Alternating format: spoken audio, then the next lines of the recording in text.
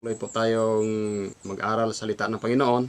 Kasama po ang ating mga kapatiran ngayon sa online. Mayroon ding mga kapatiran din natin sa Mindanao area na gusto rin pong mapakinggan yung paksa po na atin pong tatalakayin ngayon. Ang atin pong paksa na pag-aaralan, ito ay napakaano lang naman, napakalinaw at hindi naman gaanong mahirap natin na maunawaan. Ito pong church, no? Church of God. Kasi sa atin, marami ang magtatanong kung tayo ba ay mga bahagi din ba tayo ngayon sa church bilang mga present truth believers. Oh? Balikan muna natin mga kapatid yung mga talata sa Biblia, nagpapatunay kung ano ang ibig sabihin ng church, ano po ba ang kanyang purpose, bakit ito ay tinayo ng Panginoon. At hanggang ngayon, bakit may church ang Panginoon na patuloy na binibigyan niya ng mga katotohanan. Mayroon po tayong babasahin mga kapatid. Alin po natin yung definition po ng church. Yung origin word ito ay galing po sa Greek na ecclesia. Ang meaning po ay out of or from. Kelo, ang meaning sa Greek naman ito ay sa English ay called. So those who called out of the world. So yun pong mga iglesia pala, ang meaning pala ng mga tao na tinawag sa sanlibutan, ito ay tinatawag na iglesia, no? Basahin po natin itong sinabi ni Sister White sa page 315 sa Upward Look. Iyo po ang sabi dito. God has a church. It is not the great cathedral, neither is it the national establishment, neither is it the various denominations. It is the people who love and keep God's commandment. So, yung palang church mga kapatid ay hindi pala sumasaklaw sa lahat, no? Ang tinutukoy po na church ng Panginoon, yun lang pong mga nag-iingat ng kanyang kautusan at umiibig po sa ating Panginoon. Hindi po ito yung cathedral, meaning yung establishment o kaya building, no?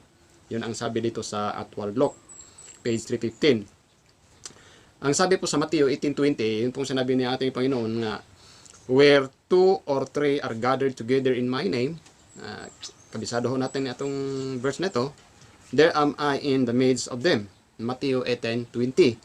Where Christ is even among the humble few, this is Christ's church. No?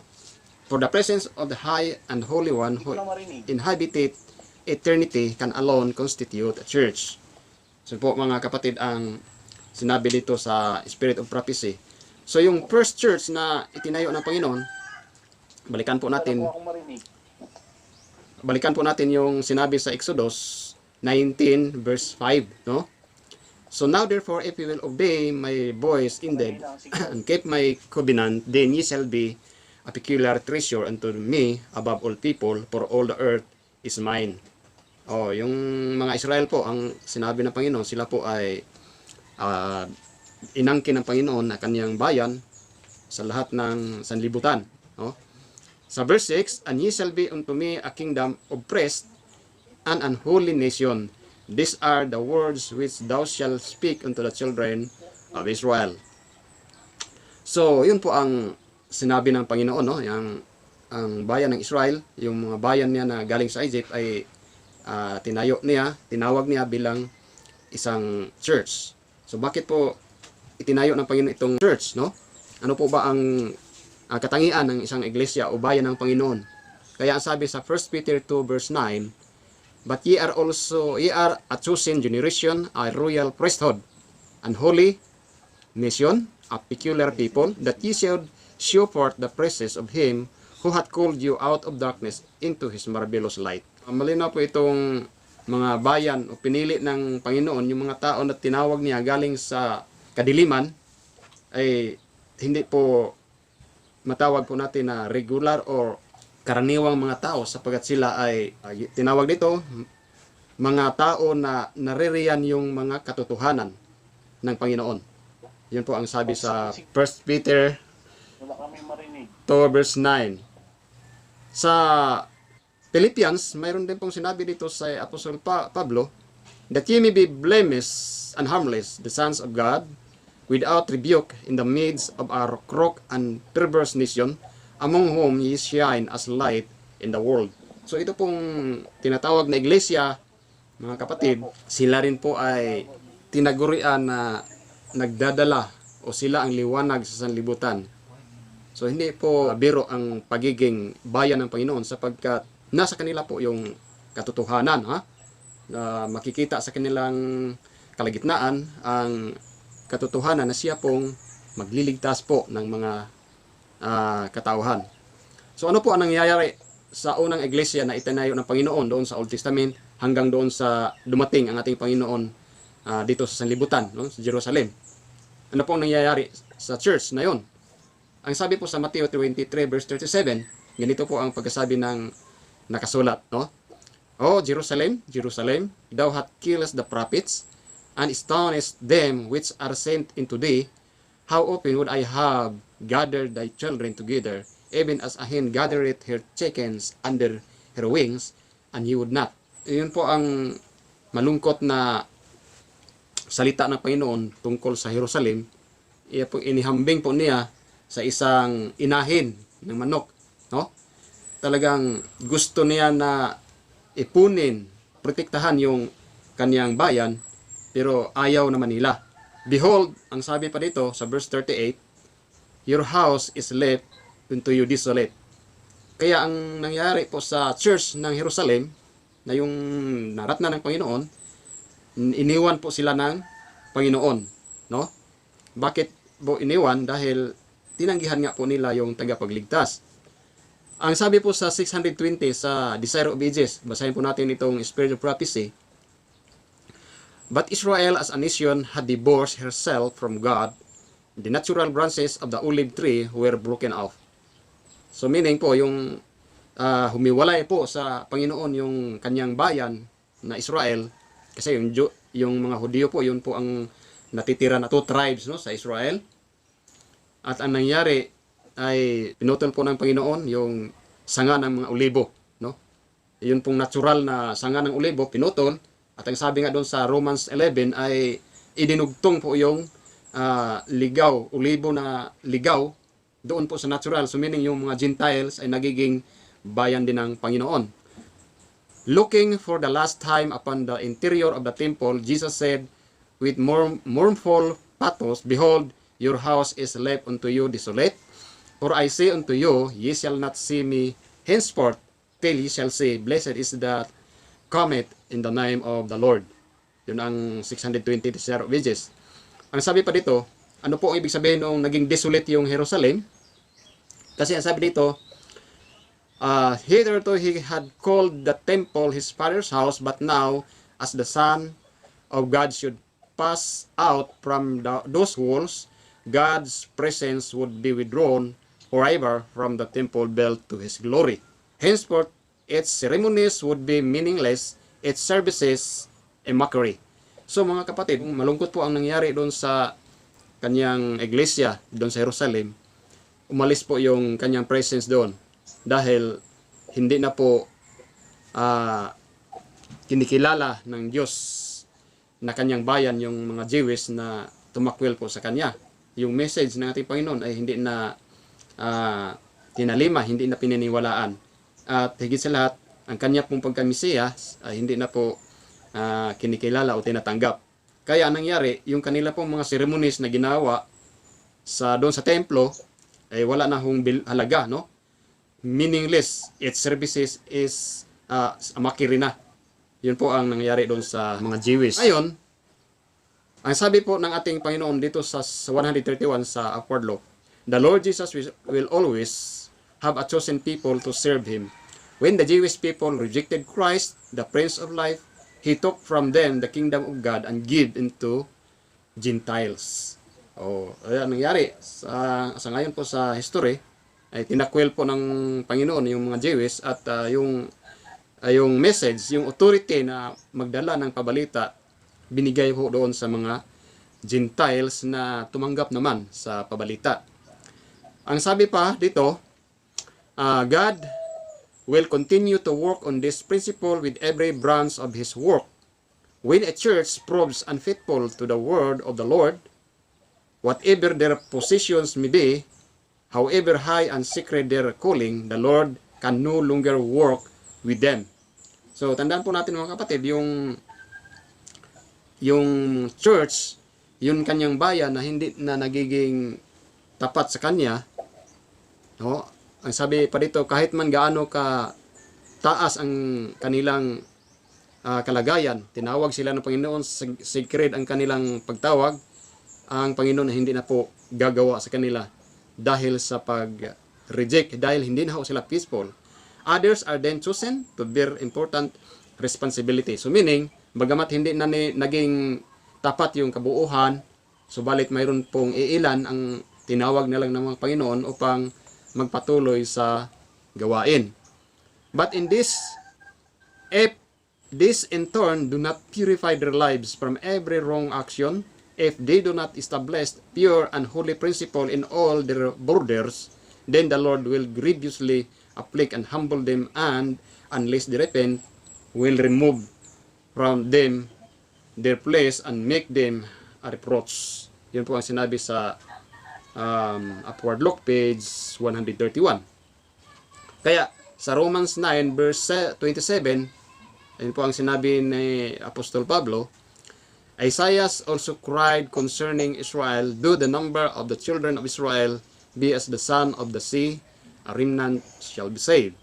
So, yun lang po ang kagandahan po mga kapatid. Bagamat marami o kaya kabuuhan ng kanyang bayan ay tumalikod na, subalit mayroon pong iilan ang nanatili, yun pong tinatawag na remnant. So, yun ang mga natitira ng mga mananampalataya o sincero.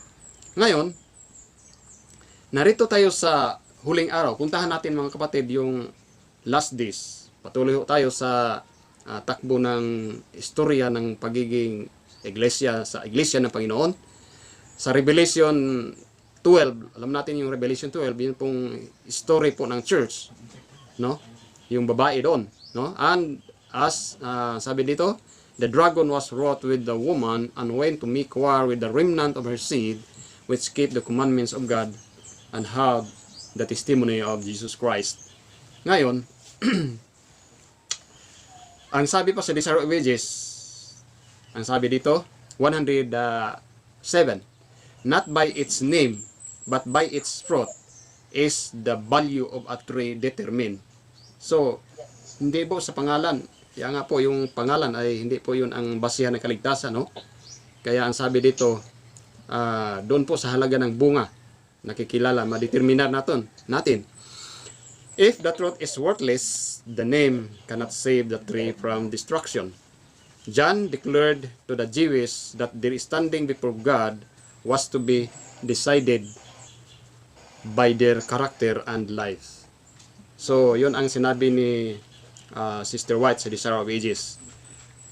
Sa patuloy pa ang sabi ito, profession was worthless if their life and character were not in harmony with God's law, they were not His people.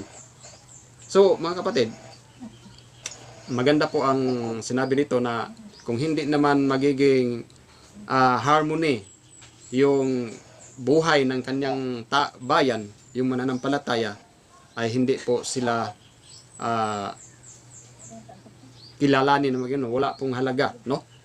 So ngayon, puntahan natin ito yung testimony of Jesus. Alam natin ito yung Spirit of Prophecy.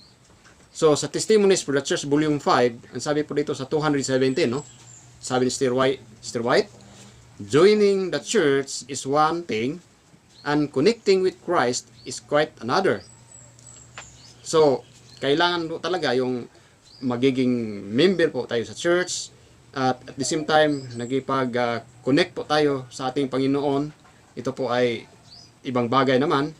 Not all the names registered in the church books are registered in the Lamb's Book of Life. So, yun po malungkot, no? Tandaan po natin, bagamat magiging member po tayo ng church, pero hindi ho yun ang basihan na tayo po ay maliligtas na. Pero mayroon pong sabi dito na hindi naman lahat na member ng church ay naroon po sa Book of Life yung kanilang mga pangalan. Profession alone is nothing. Names are registered upon the church books upon the earth, but not in the Book of Life. Yun po ang sabi doon sa Volume 5. So we are not to rest in the idea that because we are church members, we are saved. Yun ang sabi sa page 54 naman ito sa Maranatha, no? Doon sabi ni Sister White, we are not to rest in the idea that because we are church members, we are saved, while we give no evidence that we are conformed to the image of Christ, while we cling to our habits and weave our fabric with the threads of worldly ideas and customs. So, hindi ho pala pwede yung magiging Christian tayo, mananampalataya tayo sa ating Panginoon, pero nagiging makasanlibutan naman yung ating mga ugali at saka yung mga ideas, no? So, yun ang sinabi doon sa page 54. So, ngayon, sa last day events, ang sabi ni Sister White dito sa 170 dito, basahin po natin ito.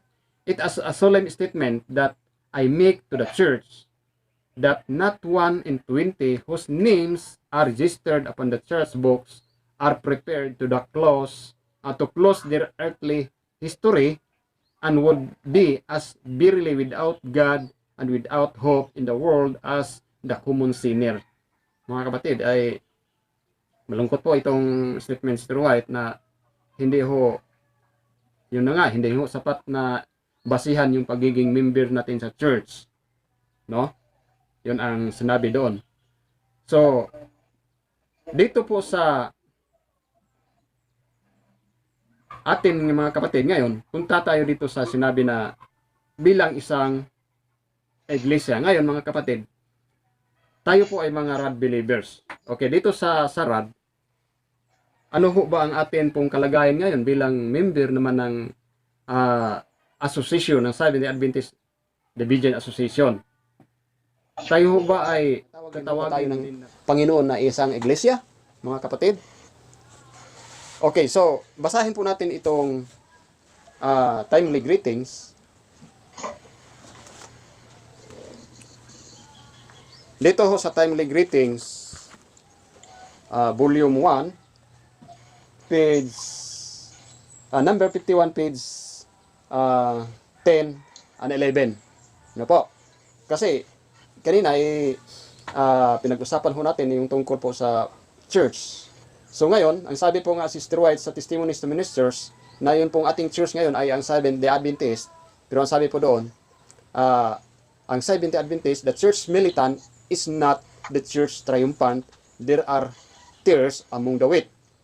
So, mga kapatid, ano ho ba itong church militant at saka ito pong church triumphant? So, ang titingnan na ho natin, ito pong explanation sa rod. Kasi ang sabi nga ni Brother Hotip, no? Basahin muna natin itong symbolic code. Ang sabi po sa symbolic code, mga kapatid, so, there is but one way of knowing that we are being led by Christ our Lord in the straight path to the pearly gates, and that is by neither adding to nor taking from the word of truth, but by carefully following in the way of light, going not a step ahead of it, lingering not a step behind it, nor walking along its side edges, but by following right in the middle of the road. So isang sure na sinabi ni Brother Hotep na ang Diyos po, ang Panginoong Hesus po ay lumilid po sa atin. Yun pong sinasabi dito na not adding, not subtracting what is written in the rod. Ngayon, ang sabi ni Brother Hotep tungkol po sa pagiging church, no? Ay kasi yun po ang topic natin ngayon, yung tungkol po sa isang iglesia, tungkol sa iglesia. Ngayon, ang sabi dito, ito pong basahin natin, ito yung timely greetings, no? Here we see, ang sabi ni Brother sa page 10, here we see that the church militant is in reality the church which is militant against advancing truth. So mga kapatid, ibig sabihin ng militant ay yung pong nakipaglaban pala, mga kapatid. So ang sabi ni Brother Hotep tungkol doon sa church militant, yun pong is in reality the church which is militant against. advancing truth. Po, yan po ang sabi. Pagtuloy po natin. And the church triumphant. Yun po, dalawa nga ang binanggit dito ni Brother Hotep.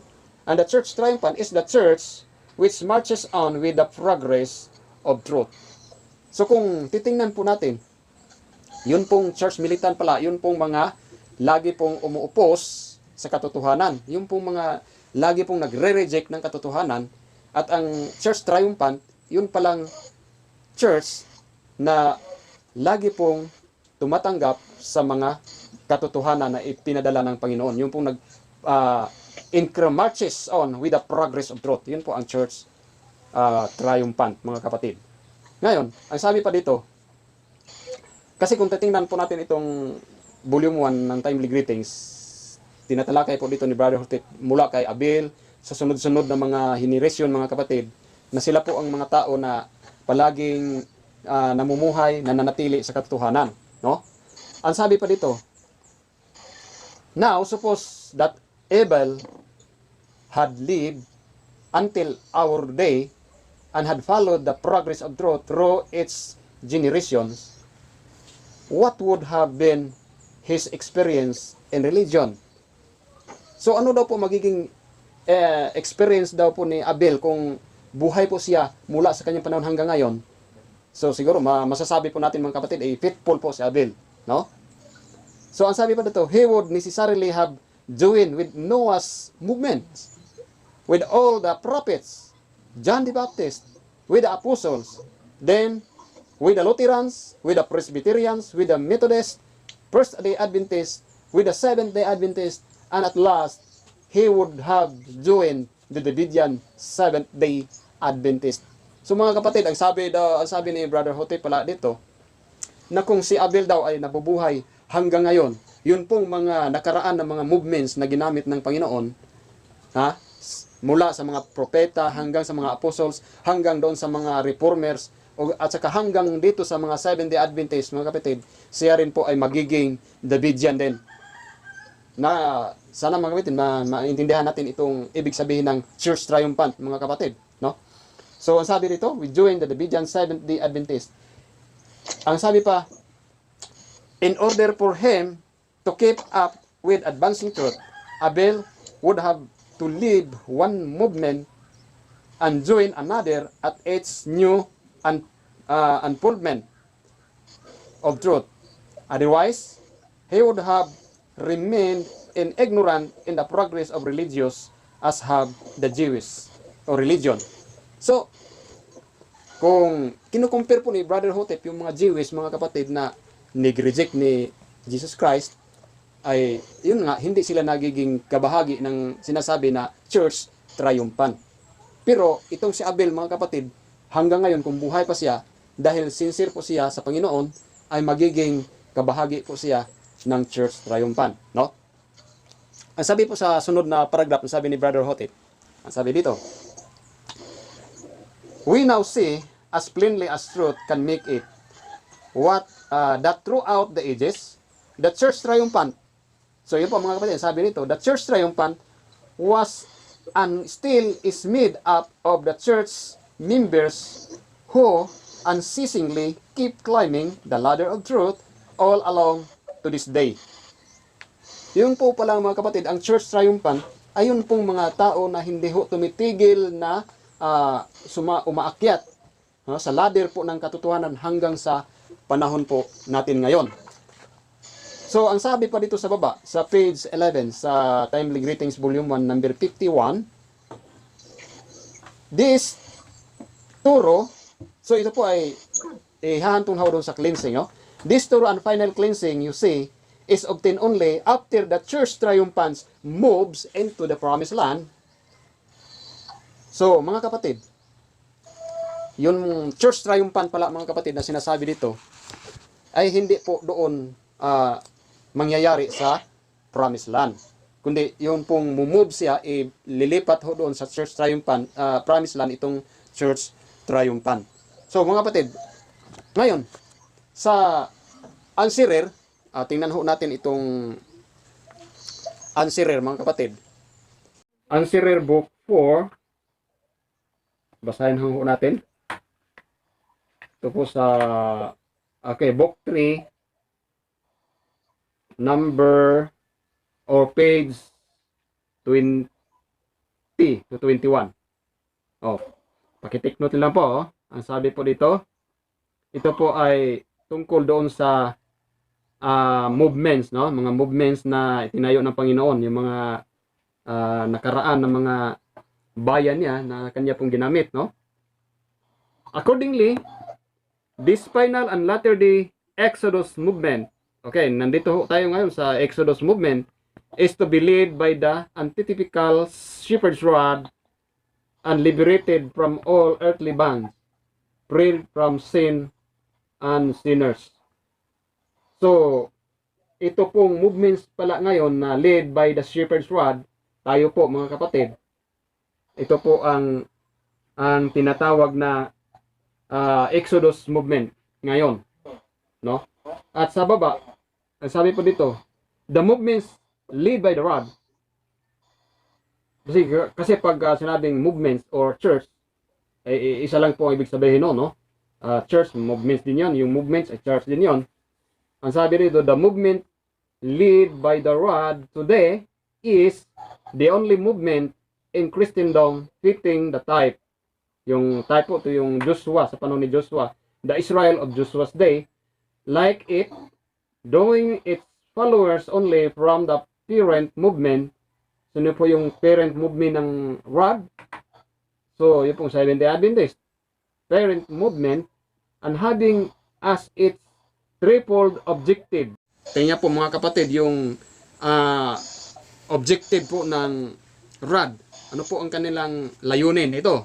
Yung una po, ang sabi ito, the deliverance of God's people from bondage. So, yun po ang sabi una, the possession of the land, the establishment of the kingdom.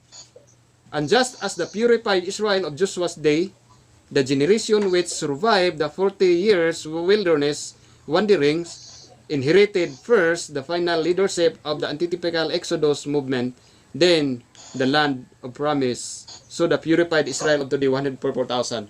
So mga kapatid, ito po yung movement ngayon na led by the rod. Ito po yung antitypical Exodus movement. Sa page 22, ang sabi po dito, the Exodus movements, ang sabi dito, in the land of Canaan, accordingly, in the antitype, the period before the rod came, ano po yung mga kapatid? Tingnan po natin yung period. Kung atin pong titingnan yung period, ito ay compose all time, mga kapatid, no? Kaya ang sabi ni Brother Hotep dito sa answer, the period before the rod came, ano pong period ito? The Laodicean period. So, ang Laodicean period pala, mga kapatid, yun po ang periodo bago dumating yung rod.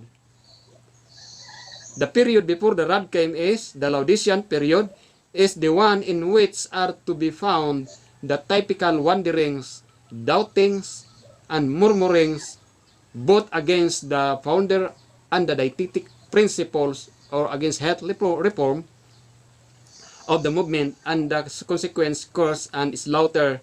So, yun po ang mangyayari, mga kapatid, no? Sa 70 Adventist, ito pong Laodicean period, mga kapatid. Yun pong mga, bagamat lumipas yung Laodicean period, pero naririto pa rin ho yung Laodicean Church. Nagpananatili pa rin, no?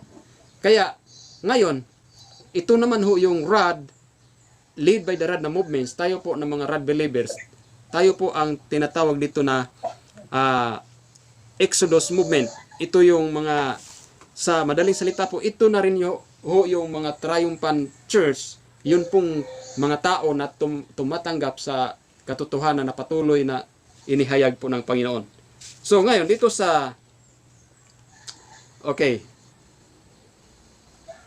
page, sa ganun pa rin po na, Answerer Book 4, page 23. So, ang sabi dito, unmistakably, therefore, the clear light shedding forth from type, from testimonies of the prophets, and from history, identifies the message of the rod as the only one ordained to lead the Latter-day Church freed from sin and sinners into the land of promise.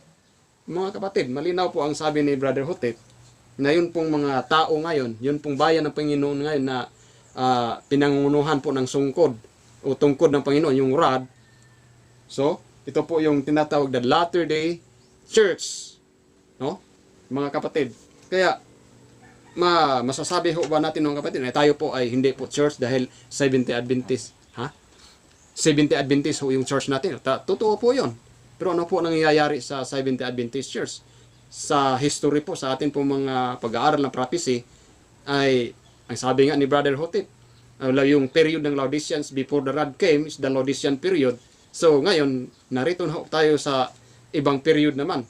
Ito yung the loud cry period, period ng loud cry, pero hindi pa yung doon sa sanlibutan na tinatawag natin na yung loud cry for the great multitude. So, basahin nun natin itong Ansirer, mga kapatid. Dito muna tayo sa Ansirer Book 1, page 22, no? Okay, 32 to 33, no? Ang binanggit dito ni Brother Hotep, ang binigyan po ni Brother Hotep dito ng explanation, yung tungkol ho sa Revelation 2 verse 5. Kasi yung Revelation 2 verse 5, tumutukoy ho doon sa candlestick ng Laodicean church.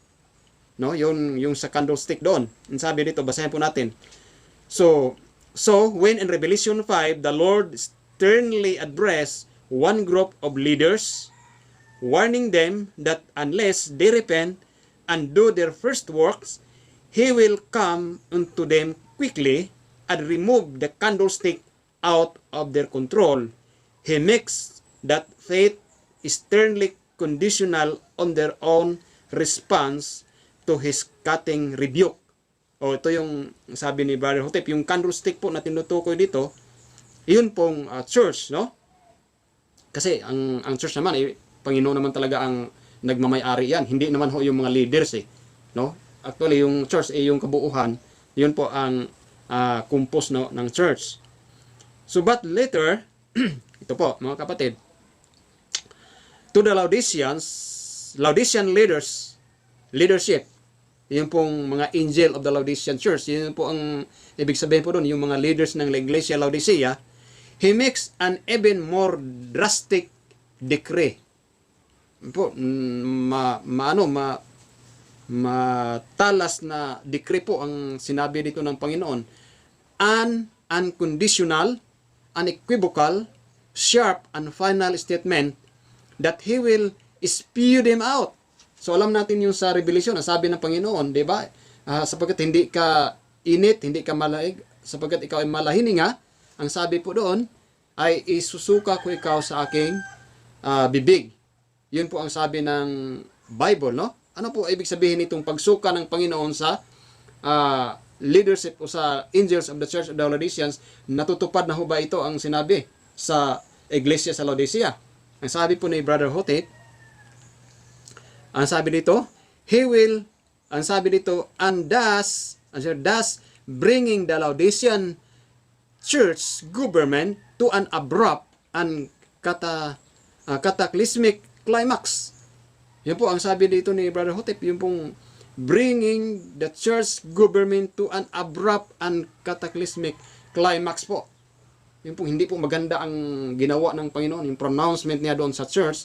Ang sabi dito, binawi o inagaw, inalis po ng Panginoon yung pagmamahala po ng mga angel dan sa church ng Laodiceans.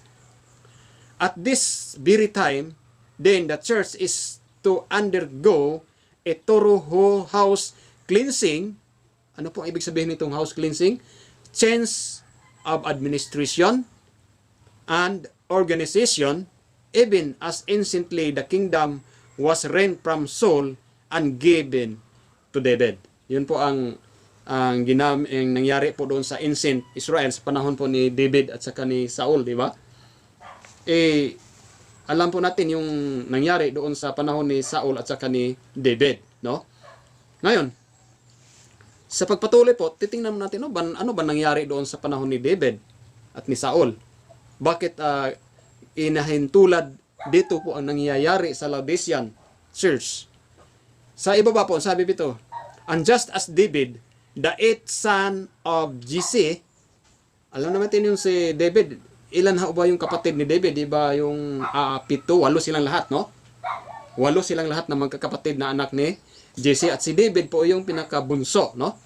So, ang sabi dito, was not chosen until the succession of his 7 brothers had passed one by one in review the house. So ito na ho ibig sabihin ho dito, yun pong 7 brothers ni brother David, yun po yung 7 na kapatid na yung dumaan doon sa harapan ni Samuel, no?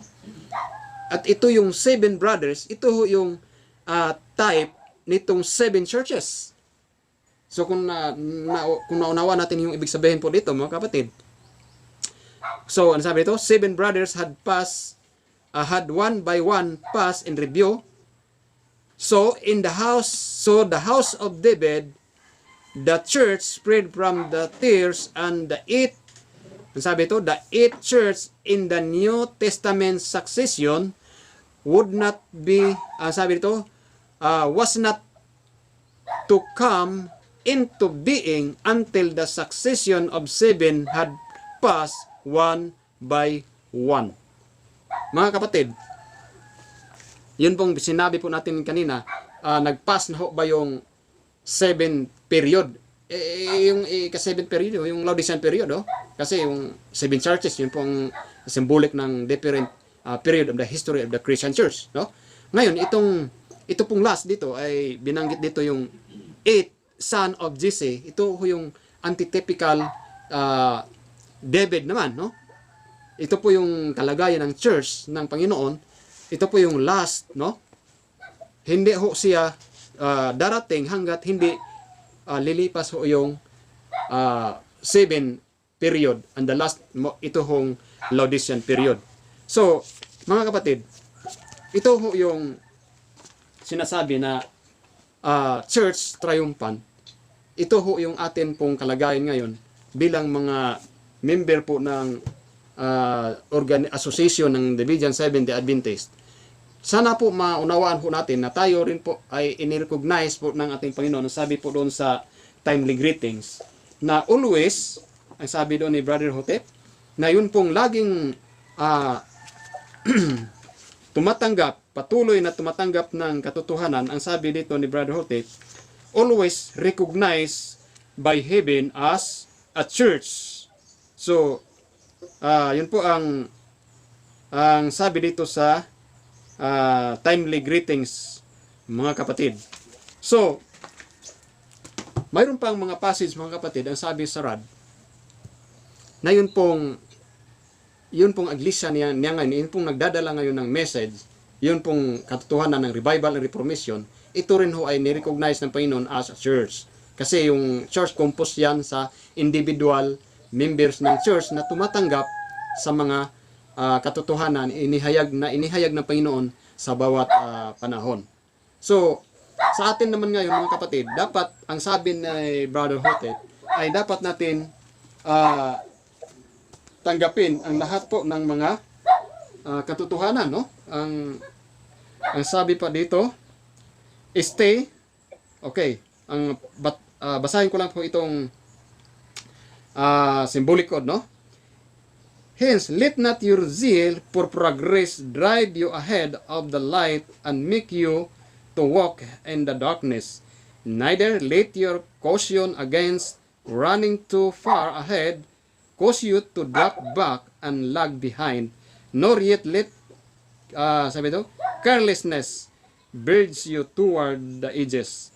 Stay in the center of the road where the light shines the brightest. Do not follow ideas which, ang sabi dito, stand upon implications, upon enlargements, upon diminishings of the meaning of the authoritative statements. Yun po ang sabi ni Brother Hotep. So, ang atin lang naman na maunawaan din natin na ang Panginoon ay hindi po nawawala yung patuloy na paggabay ng Panginoon sa kanyang bayan, lalo na sa mga patuloy na paghahayag ng mga katotohanan hanggang sa ating panahon ngayon. Nasa atin po mga kapatid, yung pang mga pagkukulang. Alam natin na mayroon po tayong individual na mga pagkukulang po sa ating pamumuhay bilang mga Christian sa ngayon, sa mga huling araw na ito. Ngunit, huwag ho natin pabayaan, no? Huwag ho natin pabayaan mga kapatid ang ating sarili sapagkat yung, ang sabi nga ng Bible, yung pananampalataya na walang gawa ay patay. So, sa atin pong paggawa, sa atin pong mga pananampalataya ngayon mga kapatid, tayo po ay kinikilala ng Panginoon bilang kanyang bayan. At yun po ang sabi ni Brother Hotep noon, na yung mananampalataya ngayon sa presente na katotohanan, yun po ay umpisa, no? Umpisa po ng each section of the church, which is the house or the yun pong tinatawag na Division Seventh-day Adventist, no? So, marami pa pong mga passages mga kapatid na dapat po nating mapag-aralan muli. Pero kung magkakataon po ulit tayo ng pag-aaral, so muli po nating tatalakayin. Kaya kung mayroon po mga katanungan ngayon doon po sa ating mga taga-subaybay, lalo na sa mga kapatid natin na mga rod believers, pwede ho nating i-open po ang ating mga tanong ngayon dito sa ating pong online, no? Kaya marami pong salamat sa maiksi po natin ng mga pagtatalakay ng tungkol po sa Triumphant Church, na tayo rin po pala ay i-recognize din pala ng Panginoon dahil tayo ay patuloy na tumatanggap po ng mga pag-progress ng katotohanan hanggang doon sa makarating tayo doon sa kingdom. Yun po ang atin pong dalangin. Ito po ang aking hiling po sa lahat ng mga kapatid. At nawa po ang Panginoon ay gumabay po sa atin. Magandang hapon po sa lahat. Happy Sabbath.